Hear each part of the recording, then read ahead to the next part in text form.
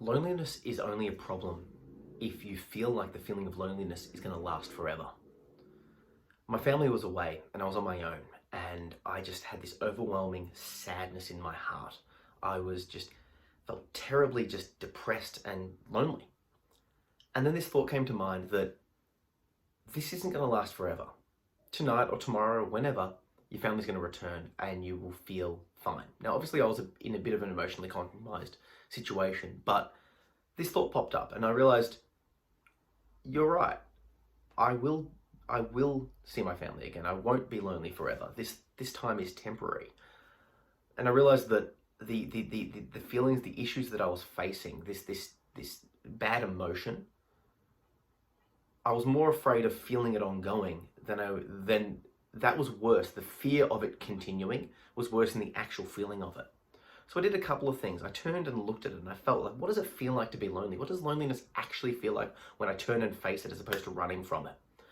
And I felt what it felt physically and what it felt mentally and emotionally. And then it started to pass. And then I started to realize, it's like, hang on a second. Zach, you're a massive introvert. You like alone time. In fact, you crave it. In fact, you want it. So why is it that now that you've got the alone time, you're not happy with it? I guarantee you, and this is what I was talking to myself, I guarantee you that when you are forced to be around your family, and I say forced in quotations, there'll be times that you wish you could have this alone time. There'll be times that you need this decompressed time, that you'll be like, well, I love you guys, but I need some personal space now.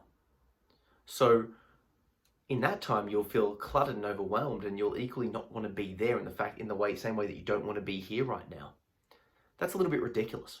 So rather than lamenting on this feeling of loneliness, I should embrace it further. Yes, I'm alone, and that's a good thing. I get to, what do I get to do now? I get to explore my brain. I get to explore my aloneness, and that's fine, and that's okay, because in the future I won't be alone, and then I get to explore my not aloneness. I found there's this benefit to changing the perspective. It's like, it's not that I have to do something. It's that I get to do something. So let's say I had an expectation that I was going to go out for a movie with a friend and have a dinner. And instead, my brother calls me up and he's like, hey, can you come over? I need some help. I want you to visit, or whatever. For whatever reason, I have to go to my brother and not to my friend. Now, do I have to go to my brother, or do I get to? If I phrase it in the sense of I get to do that, that is far better for my mental state, because it's like, well, I am getting something. I'm getting something. Yeah, I'm not getting this thing, but I am getting this thing. If I get injured in my training, it's like, well, I can't do my martial arts anymore. I can't physically do it, but I get to watch. I get to investigate. I get to think. Or alternatively, I get that time to do something else, right?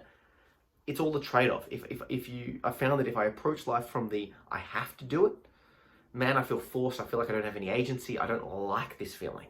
But if I approach it from the I get to do it, what do I get to do with this instance? Now that feels good. There's something to be said there. If you can twist the situation to saying to yourself, well, what do I get from this as opposed to what I have to do from this, things start to feel good. And like I said, if you're having that overwhelming feeling of loneliness or any emotion, turn and face and look at it, because you'll probably find the fear of it continuing is worse than the actual feeling itself.